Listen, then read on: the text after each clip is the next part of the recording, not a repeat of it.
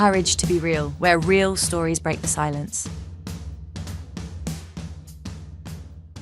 Hello and welcome back to A Courage to Be Real. I'm Drew Forman. This is my co-host, Jason Plevell. And today we have a special surprise for you at the end of the show. So be sure you watch the entire episode.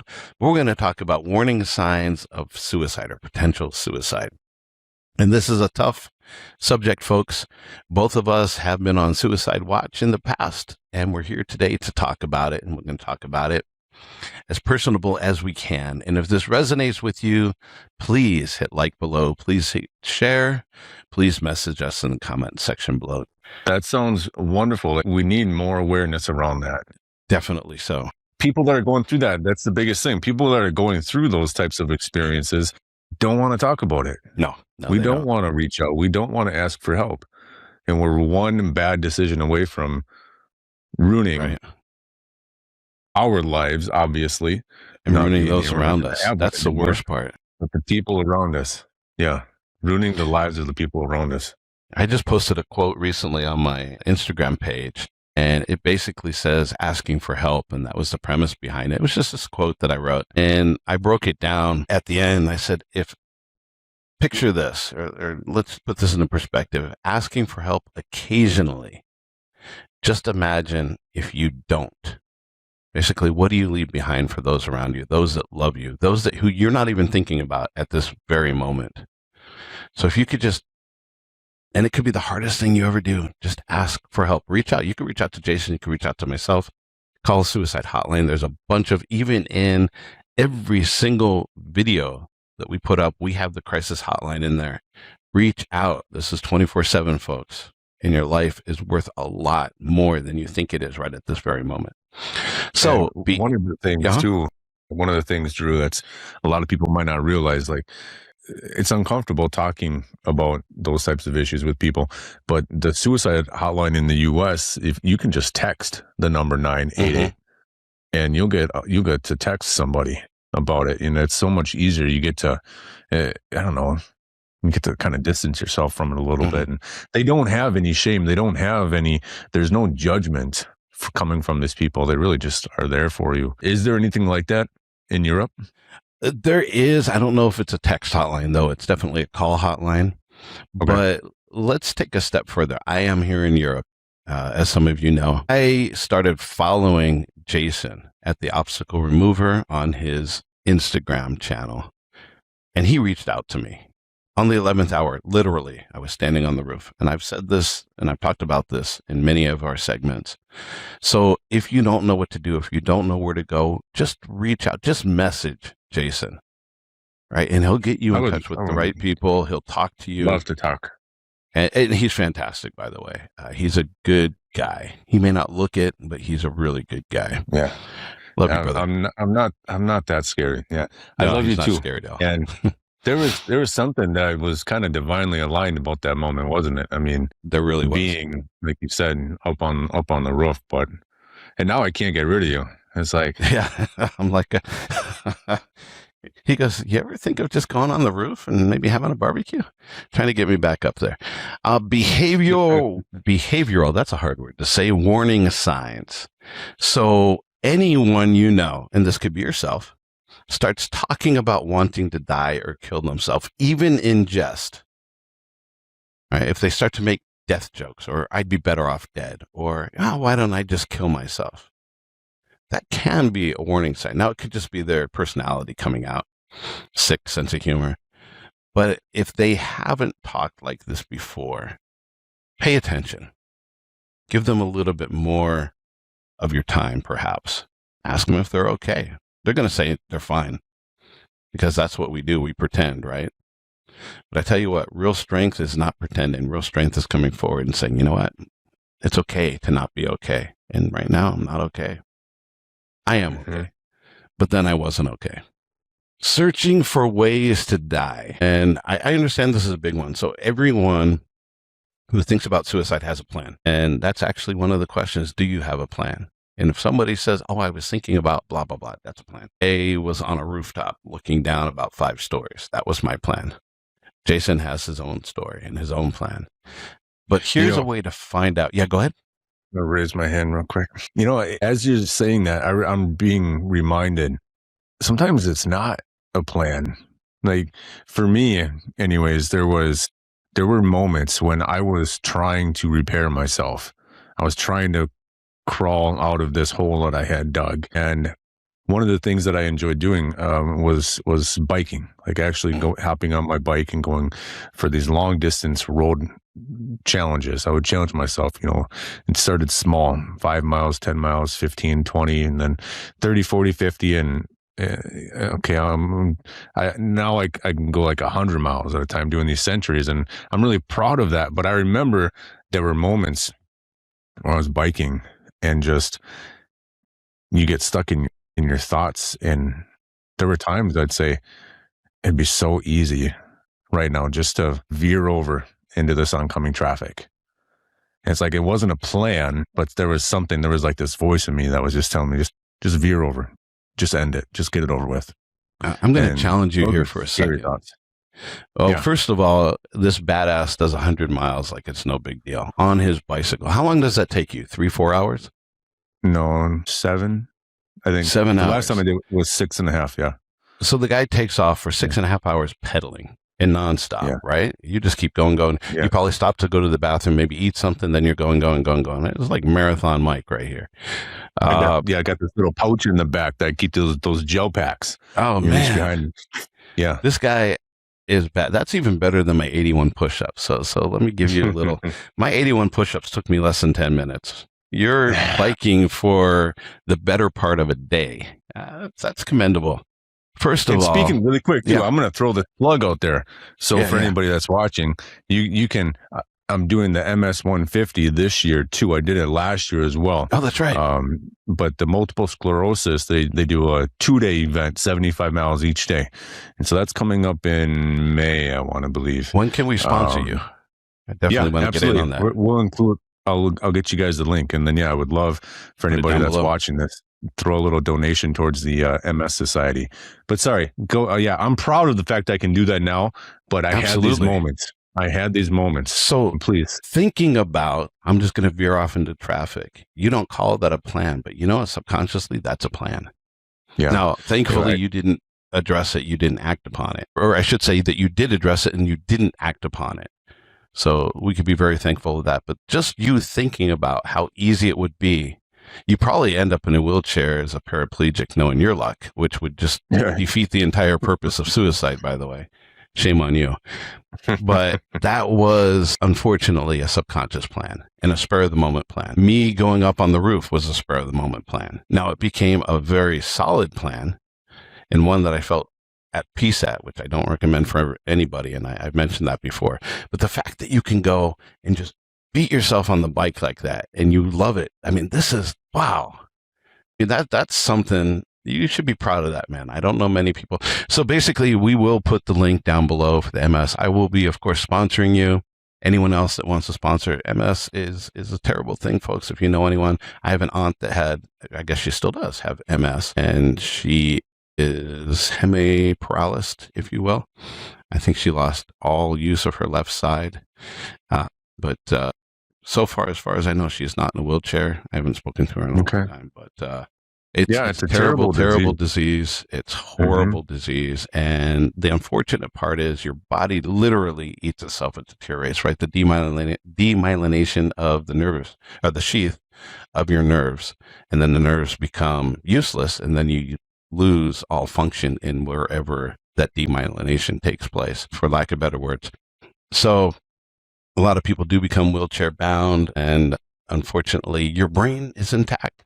So here you are watching your body deteriorate, literally deteriorate. And some people it's very rapid pace, and you have your full faculties involved. So terrible being in your own personal hell.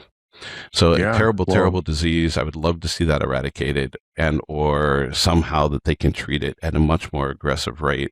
Apparently there's some treatments that they're trying now that they're having some success with, but it's not 100%. And I know that in Germany, they have some special treatments.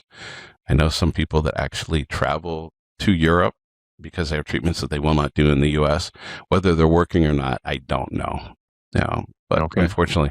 So commendable, sir. I really appreciate the fact that you're doing that. I didn't mean to hijack it there, but nice little, it's all good. I guess, little segue there, especially for people that are stuck in their mind with that, and their body is not working how they want it to. It's got to be a frustrating place to be in. And absolutely, maybe you have MS and you have suicidal ideation as well. So welcome to the show. Let's continue here, Drew. What else we got? So withdrawing from friends, family, and activities. And this is a big one. When I was really depressed, I wanted nothing to do with anyone. I didn't even want to be seen at the grocery store. In fact, I did Glovo and had them deliver groceries just because I didn't want to go outside. Mm-hmm. That's how withdrawn I was. Drastic changes in sleeping or eating habits. Now, again, this is you observing other people.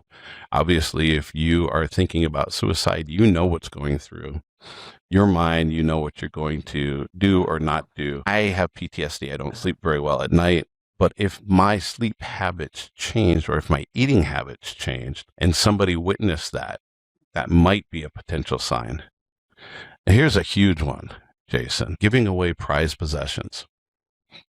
So if you have somebody that's all of a sudden just this, superhero of let's give everything to, I hardly use this projector, I'm going to go ahead and give it to the neighbor's kid, or I hardly use my computer, I'm going to give it to such and such, or something that means something to them.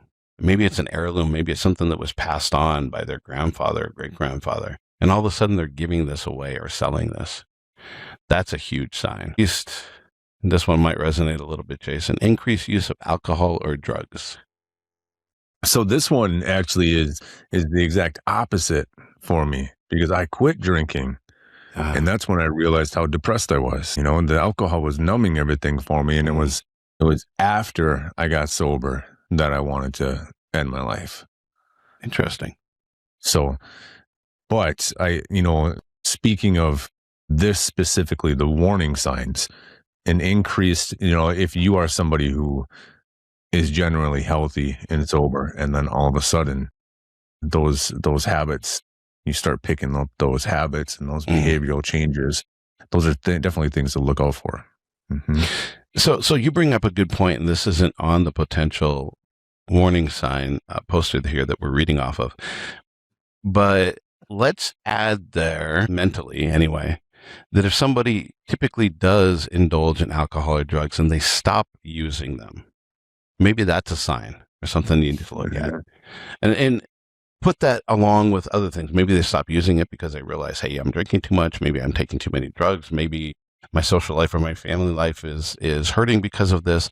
But maybe if you take that decrease of alcohol and drugs and you also add they're giving away something, or they have withdrawing from friends and family and activities, or they're all of a sudden on the internet or on their phone searching for different ways to die, or they're talking about wanting to die. These are telltale signs, right? A change in behavior plus other warning signs equate to potential suicide. Yep, absolutely. I'm reading through this whole list. I don't want to jump off on another tangent, but I think just for all of our viewers, all of our listeners that are joining in with us right now on the Courage to Be Real, and we appreciate you guys being here. We're trying to talk about the things that people usually don't talk about to help shed a little bit of light on some of the difficulties and challenges of just being a human being. And we all have experiences that we go through that are just difficult, right, Drew? And we all relate to those experiences a little bit differently. Mm-hmm. I think what I'm trying to say is just be a decent human being. Check in on each other. Definitely. Right? It's like when I got sober and went through a divorce, and there was a lot of things that I was doing to try to improve my life, but nobody checked on me. I have family. Nobody really asked me. I take that back. I had a couple people that were asking me how I was doing, and I didn't want to talk about it. Right. But keep checking in on them. Just definitely be that annoying, persistent force in their life that is just so they know that you're always there. And it's like, even if they don't answer the phone, keep calling, keep texting, keep sending reminders. Hey, I'm here for you. I love you. I got you. You're not alone. Whatever you can do to reassure that person. Like, again, we talked about it in our last episode, like, use your common sense. Right. If you think somebody might be going through a difficult time, check in on them. If you haven't talked to them in a while, check in on them. Just Definitely. be a decent person. And that's our challenge. Our challenge is, if you haven't heard from somebody from a while that usually you hear from, just reach out. Hey, man, I haven't heard from you for a while. You do that. You do that with me. I do. If I don't make a post online, or you don't hear from me in 72 hours, hey, you okay? What's going on, man? I don't even give you 72 hours. Every 48 hours, brother. That's probably more realistic. That's true. I do, don't I? It's like, all right, what's wrong with Jason? I need to check in on him. He's quiet. Too quiet. You're never quiet. Yep. That's the problem. So when you are quiet for a couple of days, something must be wrong. But yeah, be that person. And if you're someone that's thinking about suicide, reach out to us. Right? Reach out to us. I promise we will reach back. And if you don't want to reach out to us because it might take us several hours to get back to you, immediately call one of the hotlines, and we will put this information down below. It's actually in the description of every single podcast. If you scroll all the way to the bottom, we talk about crisis, and we talk about all of the telephone numbers, even here in Europe, and the text number that you can text to. Acting recklessly or engaging in risky behavior. Do you know someone that all of a sudden, out of nowhere, wants to go skydiving, bungee jumping, have unprotected sex with a whole bunch of people at a nightclub bar? And I'm just throwing a bunch of things out there that are relevant to some people. Suddenly trying different types of illicit drugs or alcohols. Suddenly doing crazy things like you haven't parkoured any time in your life, and here you are jumping from building to building. So anything reckless, maybe trying to climb up a ladder and have it balanced, anything reckless whatsoever. And here's one that we really have to worry about. And this was very much a sign for myself. I was in a period of depression, extremely depressed. And the reason is I dealt with my past. I shared it with my wife. I had so much shame. I couldn't breathe. I wasn't worthy of sitting on furniture. I would literally sit on the floor. I just could not function. And all of a sudden, I had this plan of jumping off the roof, 5 stories up. And my depression went to calmness. I had an answer to all the pain. So if you know someone that's been depressed, if you know someone that's going through something, you may not know what it is. It's like, oh, Sally's always depressed. What's going on? Oh, no, Sally's really calm. I talked to her just the other day. Everything was calm. That can be a very, very, very important sign. Do not ignore it. Do not think that all of a sudden Sally got out of her depression just like that. Okay? That doesn't happen. Now, maybe Sally's seeing a psychiatrist and taking some kind of Xanax or Haldol or something, and maybe you see a false sense of calm or relief. But someone that goes from being seriously depressed one day to here's a sudden calmness in this kind of aura around them, like that is someone that has a plan. So reach out to them, make sure they're okay, and don't take they're okay just because they say they're okay. What is it? What do you think? Okay to not be okay. Exactly. It's okay to not be okay. And it's all about acceptance, right? It's just accepting the fact that you're sad. Yeah. Is okay. Accepting the fact that you don't have your life figured out. It's okay. None of us do. And exactly. That's the thing. There's one of the books that I went through was the Mindful Self-Compassion book. And that was the biggest thing, was understanding that you're not alone in your suffering. Mm-hmm. And we talked about that too on our last episode. And we think that we are. We think that our suffering is unique to us, but there's so many other people that can relate to what you're going through. And just that sense of togetherness gives you a little bit more hope. Mm-hmm. And I think that's what you're getting at, Drew, like when you had your experience of being calm and having peace, it was like, finally, I have a way out of this pain. And that's exactly what it was. It was a way out. And at that point, I didn't think about anybody but myself. Yeah. Suicide is one of the most selfish things. I'm going to say this up front. I'm going to get in your face. Suicide is selfish. The most selfish thing you can do. Because those who you think are around you that don't care about you and they're not going to be affected, you don't get to see how much this affects them. And the pain that they're going to go through for the rest of their life, thinking that only if I'd known. How many generations do you think? It's like, your kids are going to be affected by this, and they're going to carry that into their adulthood if they don't deal with it. And then their kids are going to think, what about grandpa? What was grandpa exactly like? What was grandpa like? And there's a statistic, and I don't have the actual number for you, but it's pretty high. I want to say it's like 20%, maybe even higher. If someone in the family commits suicide, there is a 20% chance or greater that a relative and or an offspring of that individual will commit suicide.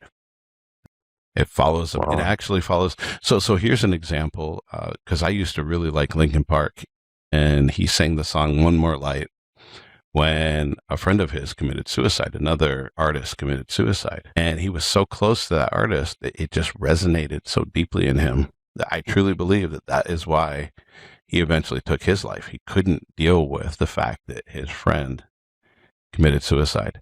And it's contagious. Suicide is contagious. If somebody commits suicide, if somebody had committed suicide, don't deal with this on your own. Reach out to Jason, reach out to myself. We'll get you in touch with the appropriate people. Jason has a lot of tools under his belt. He can actually work with you directly. There is a psychological reprieve that happens every time you're associated with someone who's committed suicide, especially if you're related to them. And don't take that lightly. If you're experiencing depression, if you're thinking, my dad did this, but I'm going to do it this way, that's a very bad place to be. But it's very common, more common than you'd think. That's good to know. Yeah. Sad to know. Hey, Drew. Yeah. I'm curious, man. We're talking a lot about the signs, the warning signs, and this idea of hope and peace coming when somebody finally has a plan. But let's say, okay, you and I didn't connect, and I didn't pull you off that ledge. Yep. What was it that you needed? Looking back now, what was it that you needed? Besides you coming to talk me out of my plan? Yeah. What I needed was a distraction. I needed to know that two things. One, it wasn't my fault. Two, the shame that I'm carrying wasn't mine to carry. And three, I wasn't alone. I felt so alone, Jason. I'm the only person I know that's going through this. My wife looks at me differently. She doesn't. She completely loves me. And if you guys saw episodes 10 and 11, she put up with a lot of crap and she's still with me. So, but at the moment, none of that resonated. It was completely, absolutely something that I was carrying. Nobody could ever understand what I'm dealing with. I'm so alone. I have so much shame that I just can't get through this. And I needed, you were the perfect distraction. And then we talked through it, and then I started really digging deep. I didn't love myself. That was really what it came down to. At this point, I hated myself. I hated what I allowed to happen. I hated what I was becoming. I was becoming this incredibly angry, pent up, anxious, tense individual. And I didn't like that. I didn't love what I saw in the mirror. And so, and what I'm hearing, and I think if we can recap everything really quick for all of our listeners, all of our viewers here, again, appreciate you guys showing up and putting up with us. If you are somebody who is thinking about ending your life, or you have those suicidal thoughts, that suicidal ideation, reach out. Yes, please. Do whatever you can just to reach out. And if you are on the other side of it, and you're a family member, a loved one, a caretaker, a friend, somebody who is worried about somebody taking their own life, be a distraction for them. Yep. Keep showing up. Keep annoying the hell out of them. Like doing whatever you can just to let them know that they're not alone. Let them know that they're not alone. Let them know that they're worthy, that they're important. And you can be very upfront, very blunt. I remember you telling me some things that at the time I'm like, screw you. Who are you to tell me this? But you're absolutely right. You can tell these people that are thinking about suicide. Do you realize that if you ever hurt yourself or harmed yourself, how that would resonate to the rest of the family? How I would feel if you took your life? Be upfront, be honest with them. I know they're not being upfront and honest with you. Everything is fine. They're pretending. But real strength isn't pretending. Real strength is digging deep and saying, you know what? I'm not okay. They might fight you at first. They might try to push you away. But like Jason said, be that thorn in their side. Be relentless. Be annoying. Hey, you were mad at me yesterday, but today's a new day. What you up to? Yeah, I'm trying to think, the times like it would have been what I would have needed in that moment was, somebody to check on me, which I had a couple people. My dad, believe it or not, he did call me probably more than anybody. And I know I've talked about him in previous episodes, and our childhood wasn't a pleasant childhood. And I've talked to him about that. I've shared with him how difficult it was growing up in that household. But he when he went through the divorce with my mother, it really screwed him up. And so he knew I was going through my divorce, and he checked in on me more often than anybody else did. And so I really appreciated that coming from him. But yeah, it wasn't enough to keep that gun from touching my temple. Right. And what I really would have needed in that moment, I think, was just, more people checking in. Hey, like, what are you up to? Where are you at? Like, I know you're not at the house. It's like texting, calling. It's like, oh, and then eventually maybe I would have opened up. Yeah, I've been sleeping at my office. What? Really? Oh, can I come hang out with you? It's like, no, I'm fine. Leave me alone. It's like, no, just, where's your office at? Like, I'm coming. It's like, just be there for them. It's like, and they push you away, but those are just words. And it's like, I think if anybody else is in that situation and if you know somebody that has taken their life and you didn't have all these warning signs and you wish you would have done more, and I'm reminded of some of the shorts and the reels of people sharing video clips of their loved ones saying like, we had no idea. Like, look at this person. We have these videos of him or her, and they're happy and they're laughing. We have these loving memories that we built, and they had no idea. No idea at all. Robin Williams took his life. Nobody saw that coming. Exactly. Comedian, millionaire, movie star. No. So emotional warning signs, hopelessness. If I could speak English, I'll really work on it. Nothing will ever get better. And people say that. People actually believe that. But here's the interesting thing. As bad as it was, things got better. It just took me believing in myself. It took a little bit of help from a certain bald guy. Feeling trapped, like there's no way out. Now, what could possibly, in today's day and age, give someone that feeling of being trapped, that there's no way out? A lot of things. There's a lot of environmental things going on. There's a lot of crazy stuff going on in this world, folks. Don't get tied up in it. Think about yourself. Think about your family. Think about your loved ones. Extreme mood swings. That was myself. Intense anger, guilt, or shame. That was myself. Feeling like a burden to others. That was myself. Lack of interest or pleasure in anything. Yep. I didn't even want to leave the house to go grocery shopping. That was me. Didn't even want to watch TV.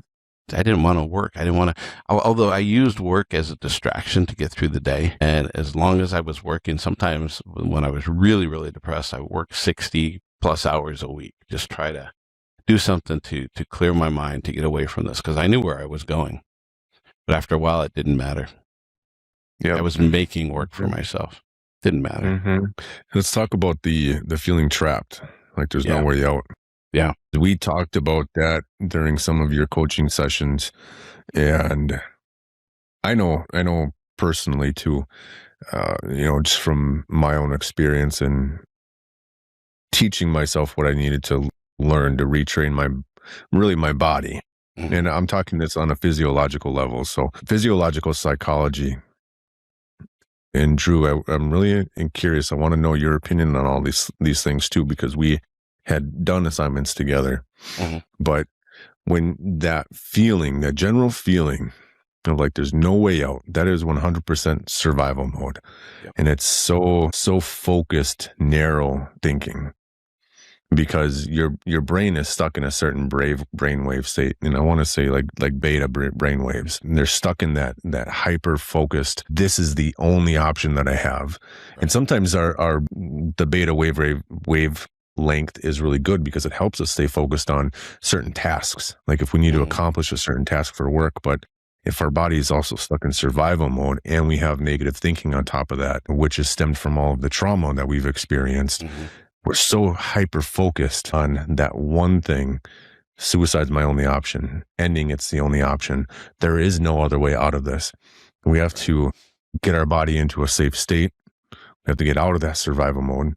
We have to train our brain to get out of the beta wavelength, which there were some exercises we had done, just counting backwards from 100. Do you remember that one? Yeah. I was practicing that this morning, actually, because I've been really focused and stuck in the wrong type of thinking lately. And I love that one. Yeah. And it's so, I don't know, for me, it's really fun. It is fun. And just sitting there and allowing yourself to, like, if you can't calm down, it's okay, but sitting there and trying to calm down, and you're closing your eyes and you're slowing everything down, and you start counting down from 100, and maybe 100's not high enough. Start at 200, right? But you start slowly and you start counting down nice and slow, and then you have these random thoughts, these random images that pop in your head, and you say, "What the hell is that? Like, where did that come from?" And then you lose track, and you like you start to realize, start over again. Like, what? How did I get on this tangent? How am I thinking about this? Like, this is weird. What number was I at? It's like, oh yeah. And then you start again and you just keep going and keep going. And that has been proven to get you out of that beta wavelength and into more of an alpha wavelength, which is more of a relaxed way of thinking, getting you away from that feeling trapped, like there's no way out. So I don't know. We practiced that a little bit together. What do you think about that? I really enjoyed that. And just like you said, I didn't make it very far before my mind was wandering. And in fact, several times I had to go back to 100 because the hell number was I on? I tried to guess. But there are several times, and I think I shared this with you, that I started counting backwards and I started to focus. Well, my mind drifts, right? I started to focus on something. And I used that moment to really allow that focus or that new thought to come in and really explore whatever that thought was. Now, at the time, for those of you that don't know, I was dealing with 45 years of suppression. I didn't want to be that person. I hated myself. I was in a very, very, very bad place. And the intense anger and the feeling of, resentment and shame was just taking me over. The only way to get out of it, because it wouldn't stop, was taking my life. Now, counting backwards from 100, and Jason actually challenged me at one point, allow your mind to tell you, to reveal what had happened. And I did. It was incredibly difficult. It was very, very painful, but it made me realize something, that I was safe. These are just memories coming back. No one can touch me. No one can hurt me right now. And so I was allowing myself to explore it, allowing myself to open up my mind a little bit, because there's a part of my childhood I just don't remember. Blocked it out.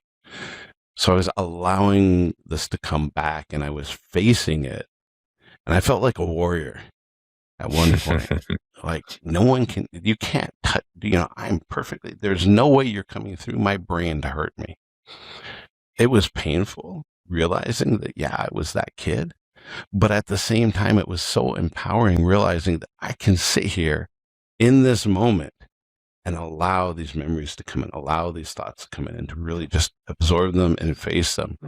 And I remember sharing some of them with you, because I every once in a while would have like a little bit of a breakthrough, and I would share something new, especially in some areas that I kind of forgot or blacked out or blocked out. I started to piece a couple of things together. And I allowed that to happen. I didn't go back. I allowed myself to stay in this hurt state where I was in control, and just being in control and allowing these thoughts and allowing my mind to absorb and to realize that I'm safe now. And really, that was part of it.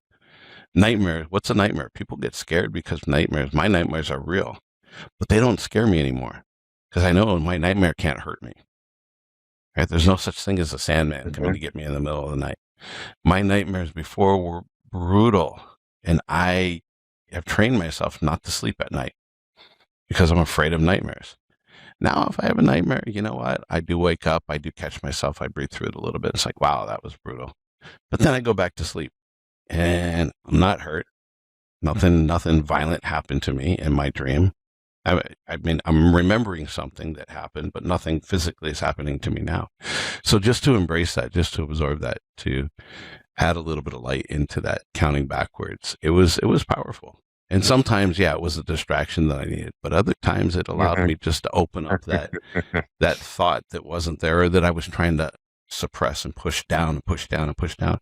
And you're so focused on counting backwards from 100 that all of a sudden your mind wanders, probably just to protect you from the monotony of counting backwards from 100. But your mind starts to wander, and I would just let it go, embrace it. Sometimes it was fun thoughts, happy thoughts. Other times it was horrible thoughts. I think it's important for everybody to remember that our brain is a goal achieving machine. Yep. And when you're still hyper focused on one idea, and if that idea is suicide and ending your life and just getting away from the pain, it's going to find it. Like, absolutely, it will. You're going to start coming up with those ideas and the thoughts that those thoughts don't deserve a place in your life. No. I mean, let's be honest. And so you give your brain a different task. And it's a really easy one. And so it is a great way. It's on a neuroscience level, it is scientifically proven to get you out of the beta wavelength frequency and put you into a better frequency so that you can start actually thinking different thoughts, better thoughts, the thoughts that get you away from being trapped. Now, if you can combine that too, Drew, we're going on another tangent here. Not us. But yeah. I take credit. This one's hard for Drew because look at how big his shoulders are. Look how big those massive arms are. But if you combine that downward thinking with what's called the havening technique, literally like wrapping your arms around yourself. Yeah, that's not easy. Soothing yourself. Right. No, I mean, look, you can barely touch yourself there with your shoulders, but you soothe yourself. And that one too, that one is programmed from infancy. When we think about where was in our entire life and pre-life, where was the safest, warmest, the most content a person has ever felt was in your mother's womb. Absolutely. Yeah. There's been nothing safer than that place. And that's why every child that's born cries when they come out. They realize they're no longer right. Yeah. You moved me from my favorite home. Yeah, exactly. But you combine that the backward counting with that havening technique is great. You could do it both, actually. In fact, you had me do that, where I'm kind of rubbing my shoulders, closing my eyes, controlling my breathing. And actually, was it 100, 99, 98, and just methodically control your breathing, control the counting. Don't rush it. Yeah. And I guarantee by the time you get to around 70, you're lost. Your thoughts are somewhere else. Yep. Or this happened a couple times, right? I'm rubbing my shoulders, I'm counting backwards, and for some reason it just strikes me as I must look silly. And I start to chuckle. And I start to envision myself as this big guy trying to hug himself and trying to count backwards without messing up. I'm like, good thing, my wife and my kid aren't watching, because this is silly, downright silly. But now what I did was I took myself from a state of anger or sadness or resentment to, I look like this big fool rubbing myself and not rubbing myself, folks, rubbing my shoulders. Rubbing my shoulders and breathing backwards and having trouble counting backwards. And how silly this must be. And I chuckled. It actually took me out of that negative state and put me in a much more positive state, just naturally, just envisioning how I must look at this moment. Yeah. And see, and that's proof that the science right there is accurate. Absolutely. Because you're stuck in survival. You're stuck in beta wavelength thinking. That's feeling trapped. That's feeling stuck. And when you laugh, you're that's breaking safety. That. Yep. Yeah. Right. I mean, you're not going to laugh if you are truly in survival. No. If you're being chased by a predator, you're not going to take the time to stop and laugh and chuckle at yourself. So the fact that you could do that is just proof that you are no longer in survival. Right. And it's a great distraction, because sometimes it's all we need is just to give ourselves a little bit of a buffer before we jump, before we pull the trigger. So here's something that's going to talk to a lot of you people right now. So situational warning signs. And by the way, thank you for joining us, The Courage to Be Real. And we are here putting ourselves out there, being real with you, because we were in your shoes, or someone's shoes that you absolutely, or that you know, that's close to you. We're putting ourselves in this position because we absolutely believe that everyone deserves that chance. And we're putting ourselves out there because it's tough. But if just one person sees this podcast and says, you know what, I feel like that, and then maybe there's hope. So situational warning signs, and this is a tough one. Recent loss, death, breakup. Does that sound familiar, Jason? Or a job loss.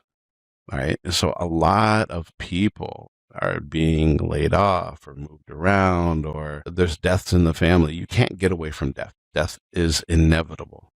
Breakups. People break up all the time. Jason just broke up with his now ex-girlfriend, but he's here. History of abuse or trauma.